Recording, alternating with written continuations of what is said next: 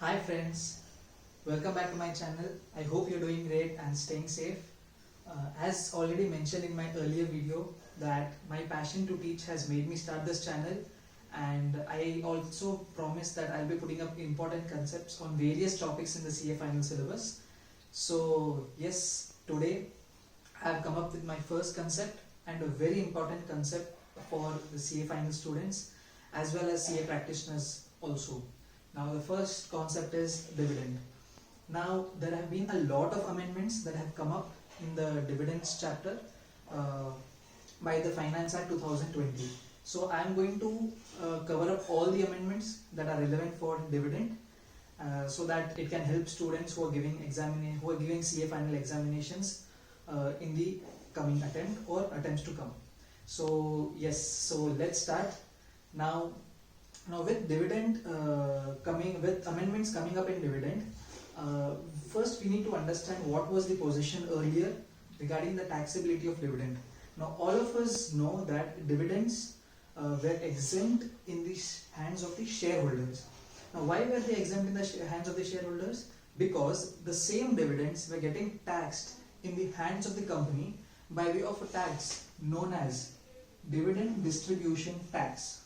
So the company used to pay DDT, dividend distribution tax, on dividend paid to shareholders. So the dividend income was exempt in the hands of the shareholders under section 1034. Section 1034 is dividend on shares. So dividend on shares was exempt in the hands of the shareholders, and the company was paying dividend distribution tax under section 115O. So this was the position earlier. This was a basic provision earlier. Now the change that had been brought up in the Finance Act 2020 is that these two sections have been abolished.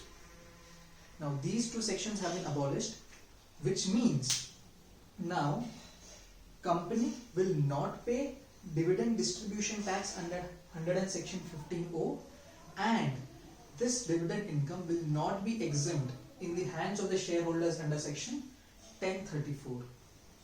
Now first of all, we need to understand that dividend distribution tax was introduced in the year 1998. Dividend distribution tax was first introduced in the year 1998. So the one question that arises is, what was the position before 1998? Before 1998, dividend was taxable in the hands of the shareholders under section 8. Section 8 brought the chargeability of dividend income in the hands of the shareholders. So before 1998, dividend was taxable. Dividend was taxable in the hands of the shareholders before 1998. Then in 1998, DDT was established, was brought in, and hence from then the dividend income was exempt in the hands of shareholders, and the company was paying dividend distribution tax. So this was the situation. Now in the Finance Act 2020, the board or the finance ministry, they abolished section 115O and section 1034. So consequently, from now on, dividend will be taxable in the hands of the shareholders, and the company will not pay any dividend distribution tax. So this is the first thing that first amendment that has been brought up. Now, to be honest, this is the only amendment that has been brought up in the Finance Act with respect to dividend.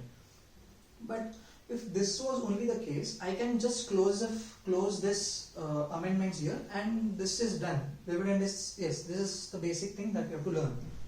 But this amendment might seem very small, but the implications that it has is very big.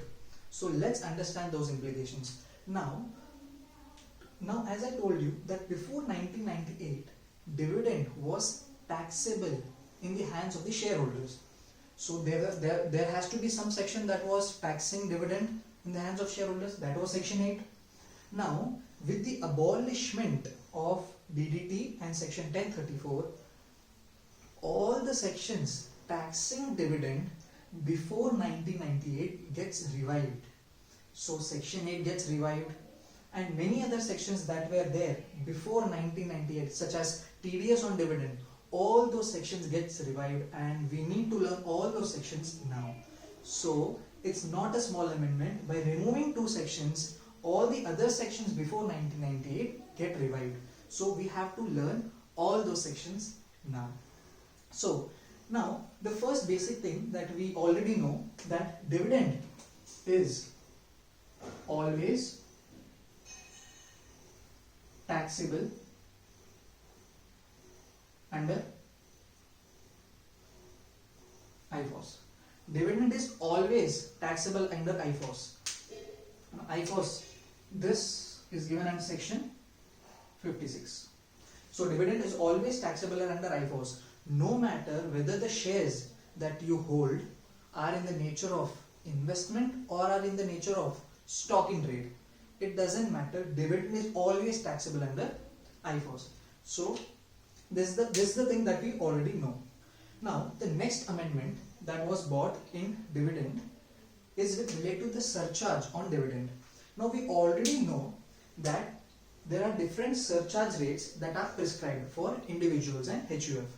So now with regard to individuals and HUF, with regard to only individuals and HUF, there are some amendments with respect to surcharge. There is a relief that is given from surcharge on 3 types of income. Now existing at the present situation, surcharge was restricted to 15% on incomes prescribed under 111A, 112A. Now, what is 111A and what is 112A? 111A is STCG on 3 specified securities. STCG on 3 specified securities. What are those securities? Listed shares, units of equity oriented fund, and units of a business trust. So in case of sale of these 3 securities, tax was levied under section 111A at the rate of 15%.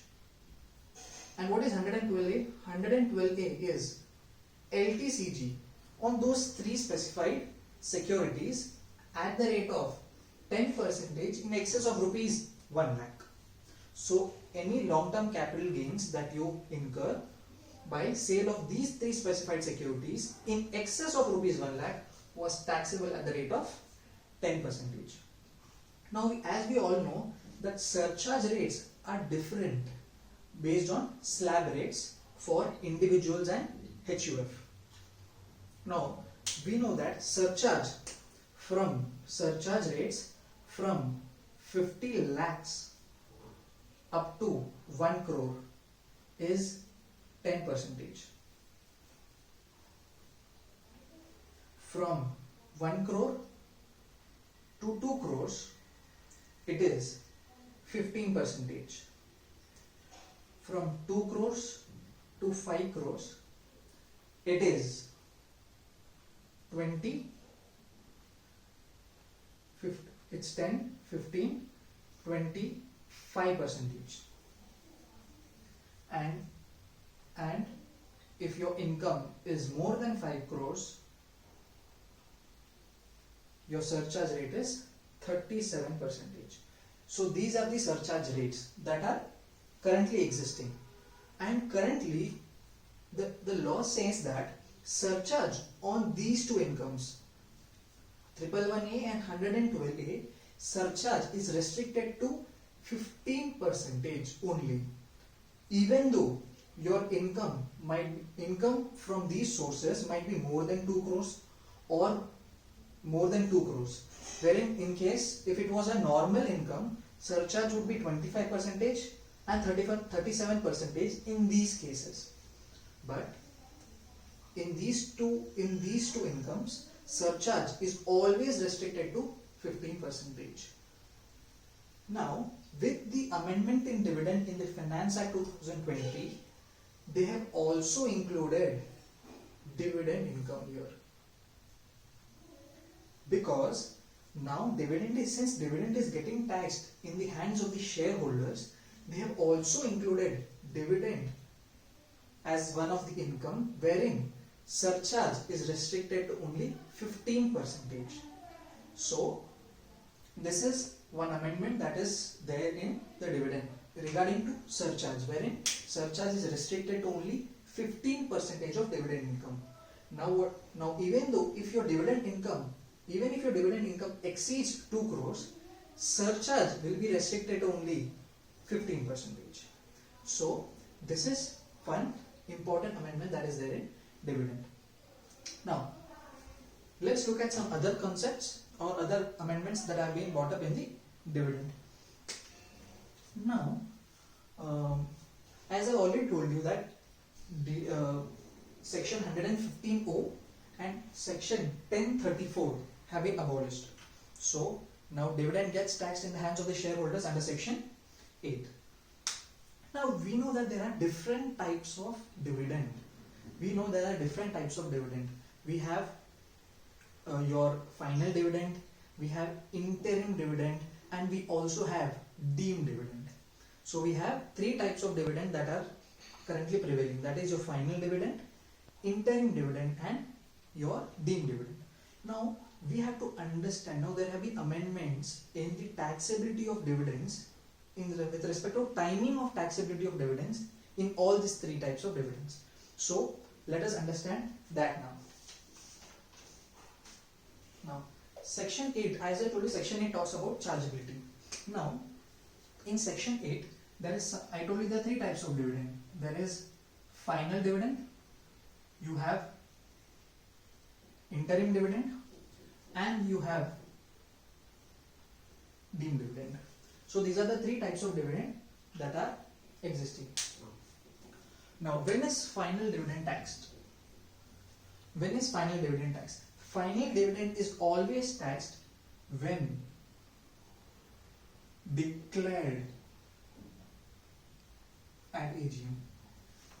This is one of the most important thing that you have to remember. Final dividend is always taxed when it is declared at the AGM, not when received. It is always taxed when it is declared at the AGM. If it's declared at the AGM, taxability arises and you need to pay tax irrespective of whether you have received it or not. Now, the second thing, when you talk about interim dividend is taxed in the previous year in which it is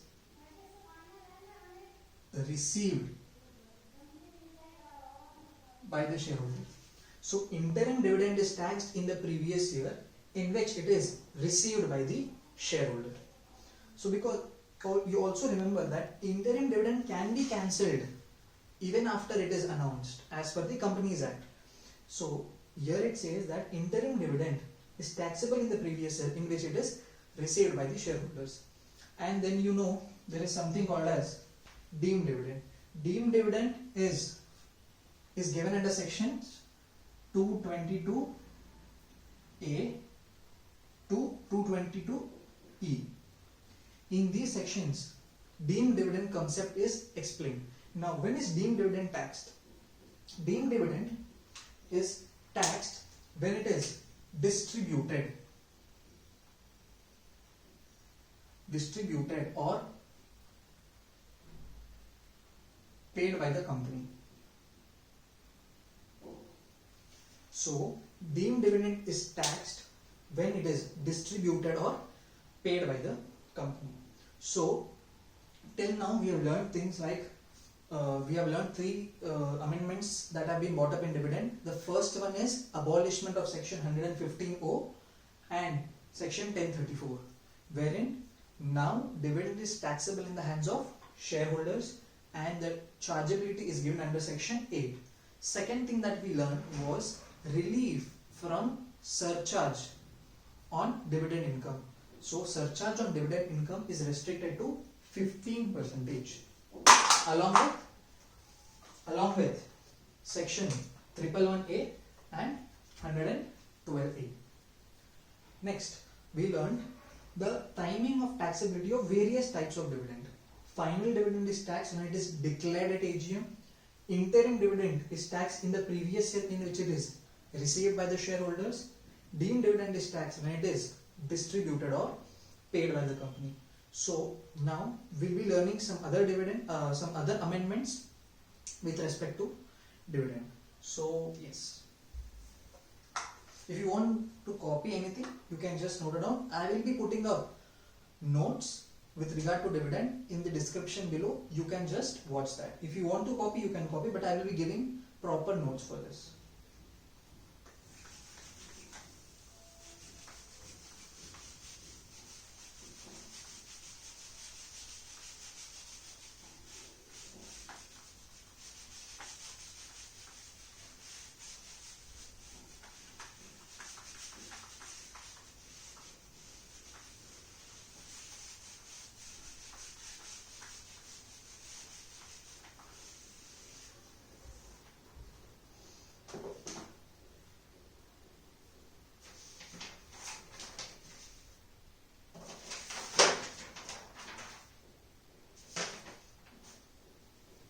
Now, let me give you an example. Suppose, say, final dividend is declared on, say, 29th March 2020. Say, final dividend is declared on 29th March 2020. It's received by the shareholder on, say, 18th April 2020, and check sent by the company. Check is sent by the company on, say, 5th April. Now, in this case, when is the dividend going to be taxed? Now, let me tell you, this is final dividend.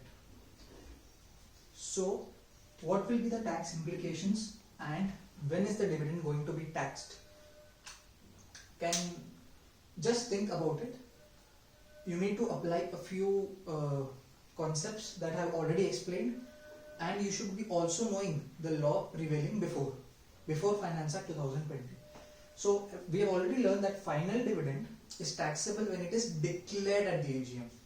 So final dividend was declared on 29th March 2020.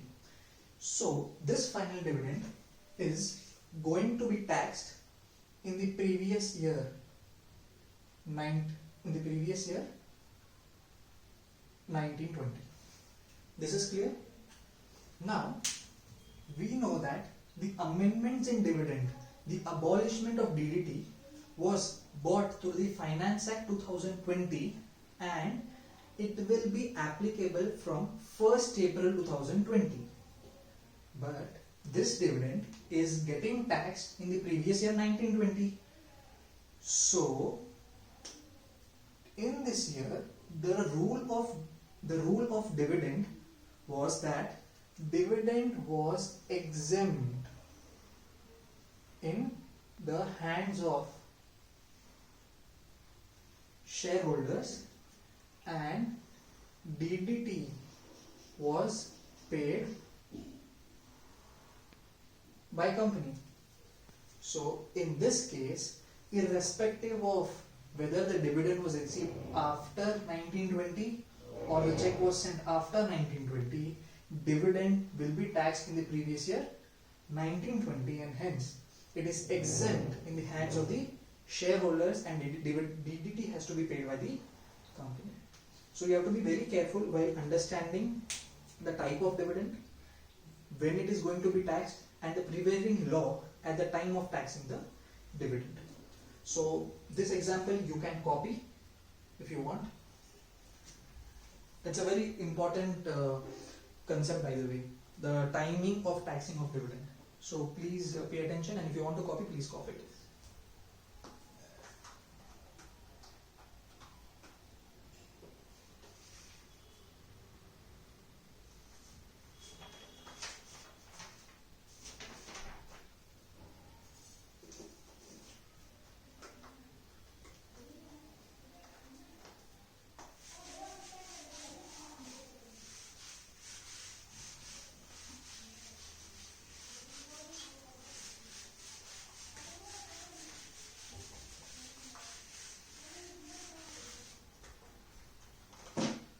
Now, I have already told you that dividend is taxable under IFOS under section 56. I have already mentioned that dividend is taxable under IFOS under section 56. Now, there is a proviso to section 57. Now, what is section 57? Section 57 talks about the expenses that are allowed while computing income from other sources. There is a proviso to section 57 that tells that no expense shall be allowed from dividend income. It says that no expense shall be allowed from dividend income except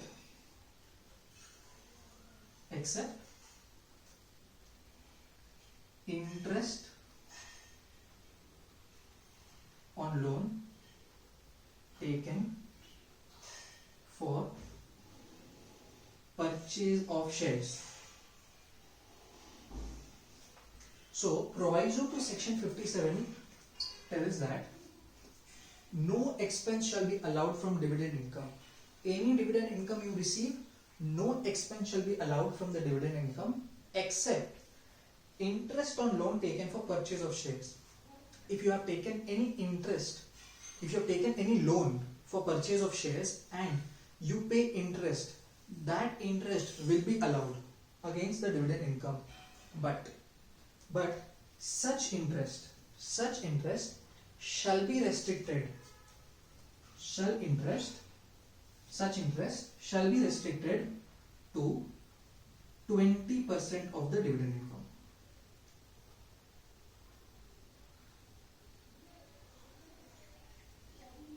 Shall be restricted to 20% of the dividend income. So, what this means is that in any case, your dividend taxability cannot be less than 80% of your dividend income.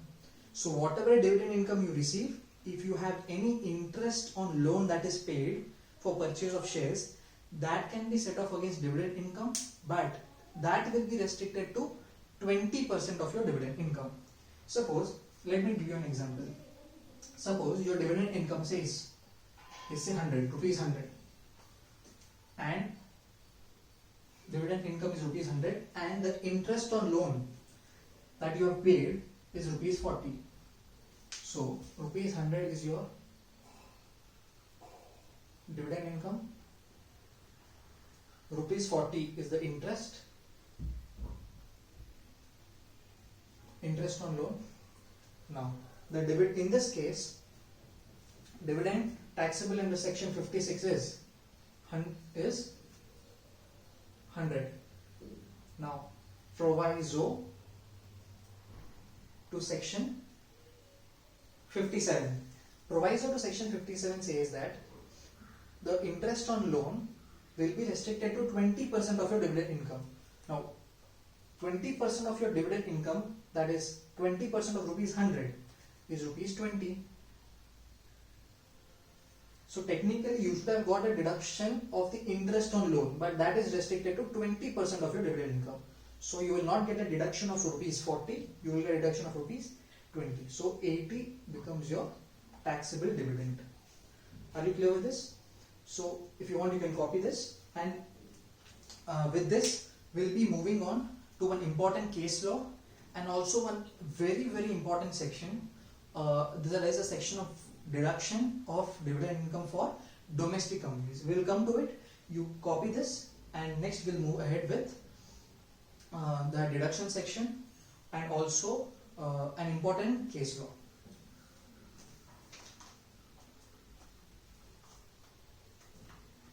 So you can pause the video and copy it. I'll just erase it for now.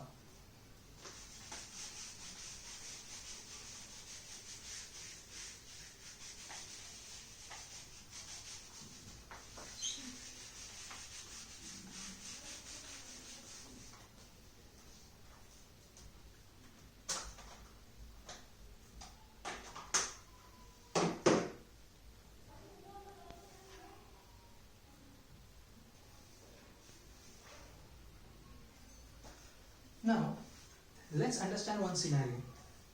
Let's take an example. Now, suppose there is a dealer in shares. There is a dealer in shares. So for him, the shares will be treated as stock in trade. Okay, those shares are treated as stock in trade. Now, the dividend income that he receives on those shares is taxable under PGBP? No. I've already mentioned that dividend, irrespective of whether your shares are held as investment or stock in trade, is always taxable under section 56, that is IFOS. So it is not taxable under PGBP. Now just imagine a scenario wherein a dealer who has shares as stock in trade and receives dividend income has bought forward PGBP loss. If he has bought forward business loss. Now, what we know the basic rule of set off and carry forward, wherein bought forward business loss can be set off only against business profits. We know this, that bought forward business loss can be set off against only profits from business and profession. It cannot be set off against any other income. But there was a case law which came up wherein it said that bought forward business losses can be set off against dividend income. I'll just write it. Bought forward business losses can be set off against dividend income. So there is a case law that is that proves this, that tells that the judgment was given in this case law. The case law is Western State Trading Company Limited versus CIT. So this case said that even though dividend is taxable under IFOS, bought forward business losses can be set off against your dividend income. So this case, it says that only for the purpose of set off and carry forward, only for the purpose of set off and carry forward, bought forward business losses can be set off against dividend income. Now which dividend income? That is very important. Which dividend income? That dividend income wherein the shares are held as stock in trade. The shares should be held as stock in trade. Only in such case bought forward business losses can be set off against dividend income. If your shares are held as investment, dividend income will be still taxable under IFOS, but in such case bought forward business losses cannot be set off against such dividend income, wherein shares are held as investment. Please understand this very properly. If the shares are held as stock in trade, only then bought forward business losses can be set off against dividend income. This was given in this case, Western State Trading Company Limited versus CIT, a very important case law. I will give you all the notes for this, but just understand this is wherein shares are held as stock in trade, bought forward business losses can be set off against dividend income. Okay, after this now we are going to learn a very important section of deduction of dividend that is available to domestic companies. That deduction is given under section 80M. Now we'll read that section. You please copy this if you want.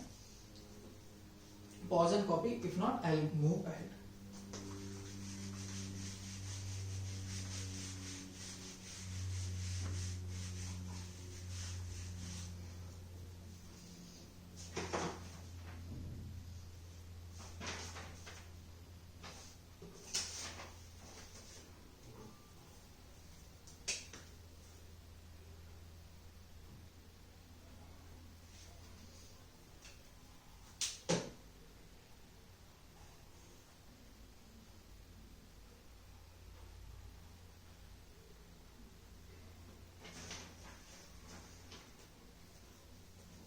So yes, now section 80M. Section 80M is a deduction section that is available to domestic companies. Now what does section 80M tells? Section 80M tells, please understand first, notes will be given. Section 80M tells that where the gross total income of a domestic company, where a gross total income of a domestic company includes dividend income from three sources. If it receives dividend income from a domestic company, another domestic company, or a business trust, if it receives dividend income from a domestic company or a business trust and also a foreign company. So section 80M tells that where a domestic company receives dividend from another domestic company, a foreign company, or a business trust, it will be allowed a deduction from the dividend income that it receives. It will be allowed a deduction of the dividend that it distributes further to shareholders, to its shareholders. It will be allowed a deduction of the dividend that it distributes. Now please understand one thing. When I say section 80M, it means where the gross total income of a domestic company. Now it is applicable only to domestic companies. That you should understand. Section 80M is available only to domestic companies. If domestic company receives dividend from another domestic company,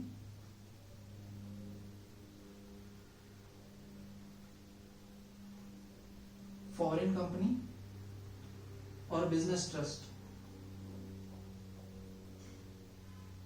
in these cases domestic company will be allowed a deduction of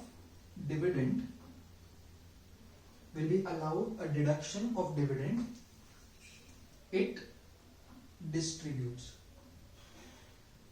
Now so the one thing you have to understand, that if it distributes any amount of dividend, will entire amount will be allowed as a deduction? No. It will be allowed as a deduction of dividend it distributes anytime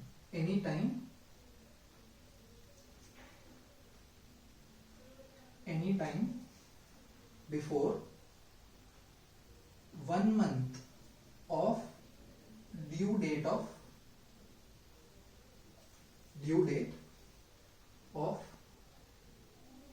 filing returns. So what does ATM tells? ATM tells that a domestic company will get a deduction of dividend it distributes from the dividend received by any of these three companies, and such dividend that it distributes should be distributed at any time before 1 month of date of filing of returns. Now what is the date of filing of returns for a company? 31st October. This was a change that was brought up in the Finance Act, wherein the due date of filing of returns for a company is 31st October. So any dividend distributed by 30th September will be allowed as a deduction. Now, just apply your common sense where it says that suppose if the total dividend that a domestic company receives from all these three companies, say is suppose 100 crores. If the dividend received is 100 crores and the domestic company distributes dividend up till 30th September of an amount of say suppose 110 crores. What is the deduction that will be available under section 80M? Logically, it should be only 100 crores. So, such dividend distributed will be allowed as a deduction restricted to the amount of dividend received. If you have received 100 crores, we can't allow you deduction of more than 100 crores because this is the amount that should have been taxed and you get a deduction of 100 crores. Even though you might have distributed more than 100 crores, you will get a deduction of only 100 crores under section 80M. So, this is one of the most important section that you have to understand, section 80M. What does it say? It tells that where a domestic company receives any dividend from another domestic company or a foreign company or a business trust, it will be allowed a deduction from such dividend. The dividend it distributes further any time before 1 month of date of filing of returns, that is 30th September, and such deduction shall be restricted to the amount of dividend received. So you will not get a deduction of more than what you have earned. If you have received a dividend of 100 crores, this is the maximum dividend that you can get. In case if you had distributed 110 crores, the deduction that you will get is 100 crores. Suppose you had distributed a dividend of say 80 crores. What is the deduction that you get under 80M? 80 crores. Clear with this? Any doubts? You can put in the description below, or I'll let you my number. You can contact me on that. So this is section 80M. Now moving towards the last two concepts, wherein I will be talking about the TDS on dividend and another existing section 115 BBD and how does it impact dividend. So let's study that now. I'll be giving notes for this. If you still want to copy, you can copy it.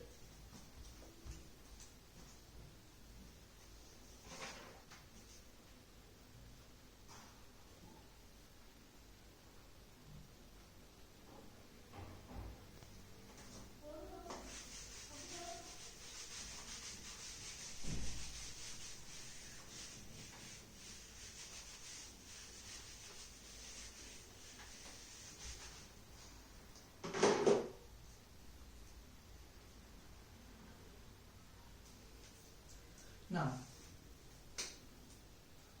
TDS on dividend. There's a section called section 194 which talks about TDS on dividends. Now, what is the rate of TDS on dividends? Simple, it is 10%. The rate of TDS on dividend is 10%.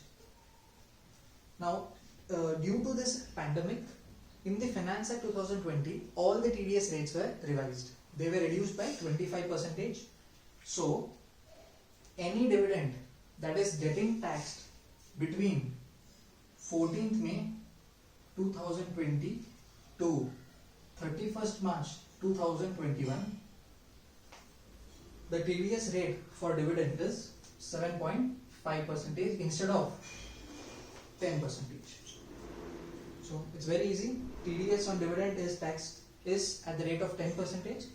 Due to the pandemic, between 14th May to 31st March 2021, any dividend that is taxable or TDS has to be deducted between this period, the TDS rate is 7.5%. So, yes, this is section 194. Now, there are some cases wherein TDS is not applicable. Some cases where TDS under section 194 is not applicable. Very logical. Just think, I am an individual. I am a very small individual and I have I invest in shares of a very small amount, I get dividend. Suppose I get a dividend of 30 rupees or 40 rupees from all companies where I've invested. Now it doesn't make any sense for deducting TDS for me where I don't file return of income. I have dividend of say 30-40 rupees, there is no point deducting TDS for me. So there are some cases where TDS under section 194 is not applicable. Now what are those cases? Let me tell you. First case, if now all these should be satisfied. Now whatever I write, both these situations should be satisfied for TDS to not be applicable. Now the first thing is, if dividend is paid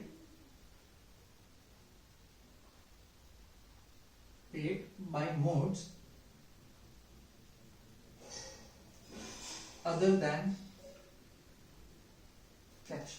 So if dividend is paid by modes other than cash, so if it's paid by mode other than cash and dividend, let me tell you that this is only for shareholder as an individual. So I'm talking about only an individual. In case of firms, companies or any other entity, dividend TDS is mandatory. Only in case of an individual, this exception is provided. So what is the exception? Dividend is paid by modes other than cash and dividend does not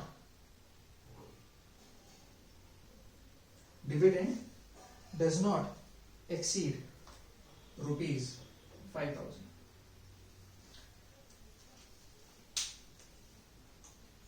Now when I say dividend does not exceed 5,000, now which dividends are included here? Dividends, this is aggregate dividends. Aggregate dividends paid, estimated to be paid.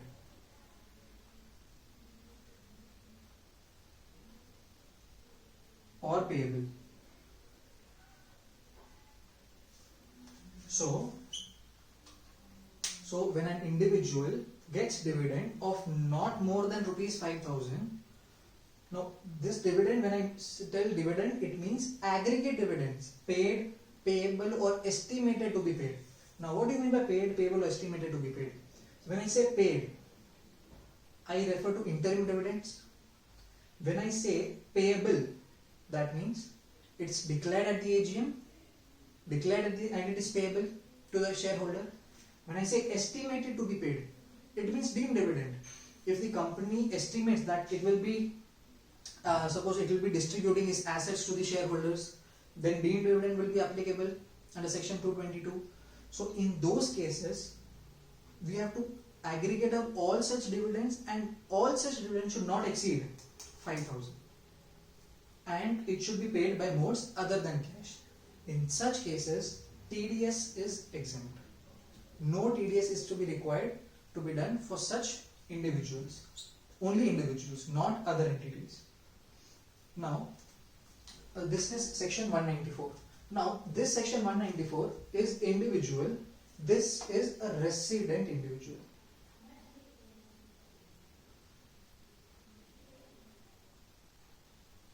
I am talking about only a resident individuals, because section 194 is only for residents, not for non-residents. So what about non-residents? Where does dividend get taxed?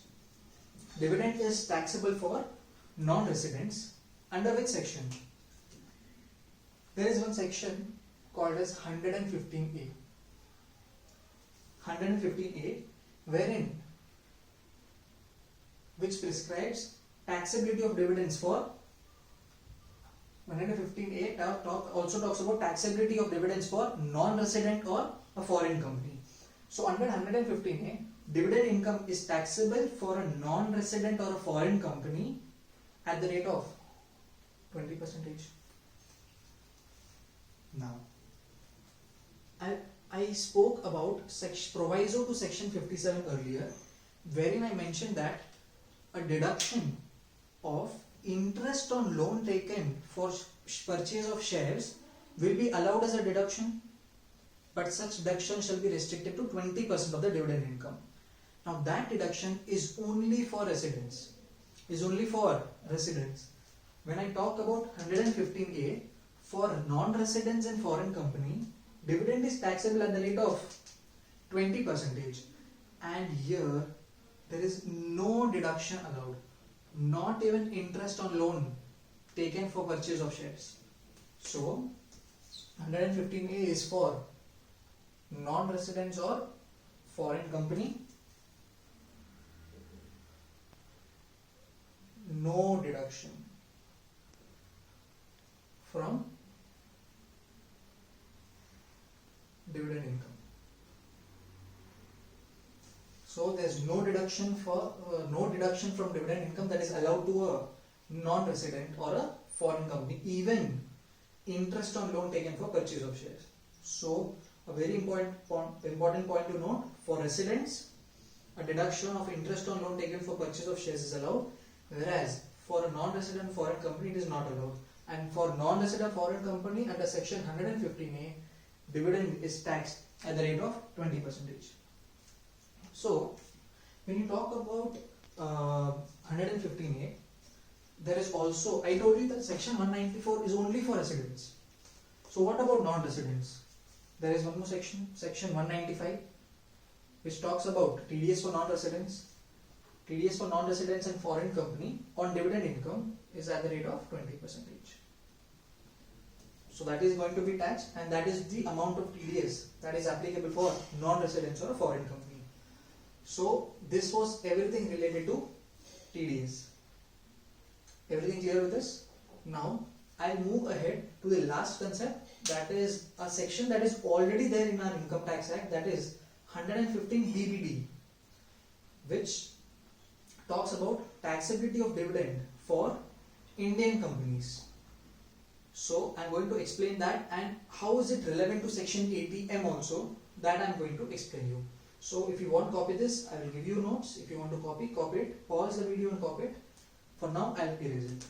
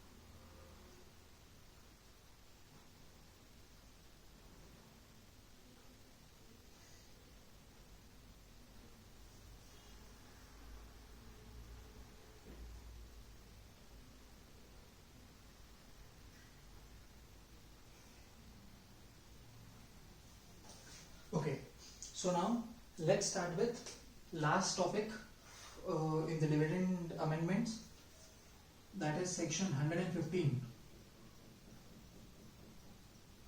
Section 115 BBD. Now, what does section 115 BBD tells? This section tax Indian companies on dividend received from a specified foreign company. So, if there is an Indian company, it receives dividend from a specified foreign company. Now, what do you mean by a specified foreign company? A specified foreign company is a company in which the Indian companies holds 26% or more of the shareholding. So that is a specified foreign company. So in this case, dividend will be taxable for the Indian company at the rate of 15%. So an Indian company which receives dividend from a specified foreign company means where the Indian company holds 26% or more of shareholding, in that case dividend for the Indian company is taxable at the rate of 15%. Now section 115B overrides the Income Tax Act. So when you read the bare act of section 115 BBD, it starts with notwithstanding anything contained in the Income Tax Act. So it overrides the entire Income Tax Act, and section 115B tells that no deduction will be allowed from the dividend income received under section 115B of any expense.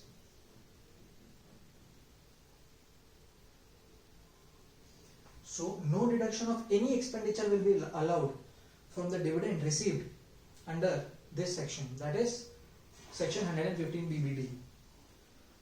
So this is the current law, and the amendment, not the amendment actually, but a relationship can be drawn between 115 BBD and section 80M, which talks about deduction.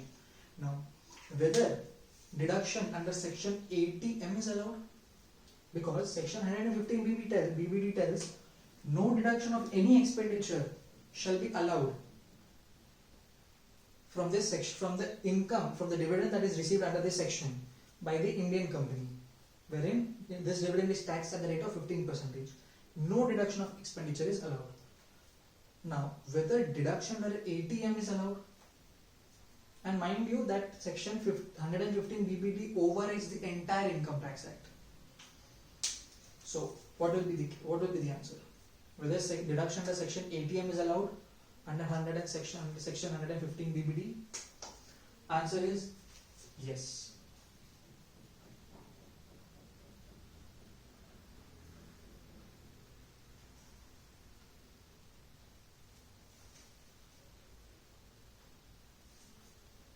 Why is it allowed? Now section 80M is not an expenditure. Section 80M is not an expenditure. It is a deduction that is allowed to domestic companies. It is not an expenditure. Therefore, even though this section says that no deduction of any expenditure is allowed, 80M is not an expenditure. It is a deduction that is given to domestic companies, this which prevailed before 1998, and now this section has got revived. So it's not an expenditure. Hence, deduction under section 80M is allowed against income received by way of dividends under section 115 BBD, which means that if a domestic company receives income by way of dividend under section 115 BBD from a foreign company, so if the domestic company receives any dividend from a foreign company which is taxed under 115 BBD at the rate of 15%, deduction of 80M is allowed against such dividend income. So this is one of the most important concepts. Also, section 115 BBD also applies to deemed dividend. Except 222E. Except 222E, this talks about a loan or an advance given by the company to a shareholder who has 10% or more of shareholding. So this is applicable only to closely held companies or private companies. So this concept is already there. This concept of deemed dividend is already there. There are deemed dividend concept has various sections, 222A, B, C, D, E. Section 115 BBD also applies to deemed dividend except 222E. That which means dividend income under section 222E is taxed at normal rates.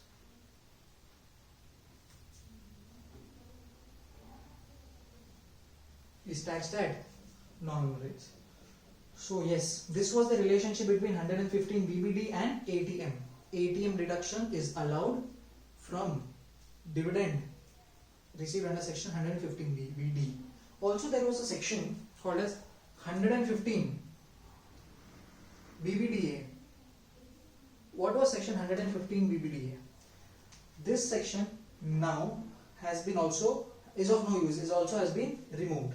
Why? Because this section was taxing resident shareholders where they received any dividend and they were getting taxed on dividend if the dividend exceeded more than 10 lakhs. But now that is of no use because every dividend is getting taxable in the hands of shareholders. Now up to 10 lakhs in this section, dividend was exempt under section 1034. Above 10 lakhs, it was getting taxed under 115 BBDA at the rate of 10%. But now this is of no use. This is of no use because any dividend is now getting taxed in the hands of the shareholders. So these were all the amendments that I have covered for dividend, and these amendments are applicable from the Finance Act 2020 and onwards. So that was it from my side for today. I hope you enjoyed the video and could learn something, and please let me know your feedback in the description box, anything that I could improve to teach you better, or also comment me the concepts that you would like to learn. So this was the first concept that I took up regarding dividend, and all the important amendments that I feel were necessary for the CA final students who are giving the examinations in the forthcoming attempts. So that was it, and please let me know.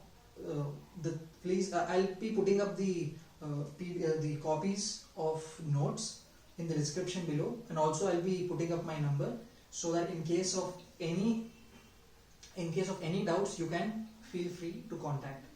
So that's it. Thank you very much. Take care. Bye bye.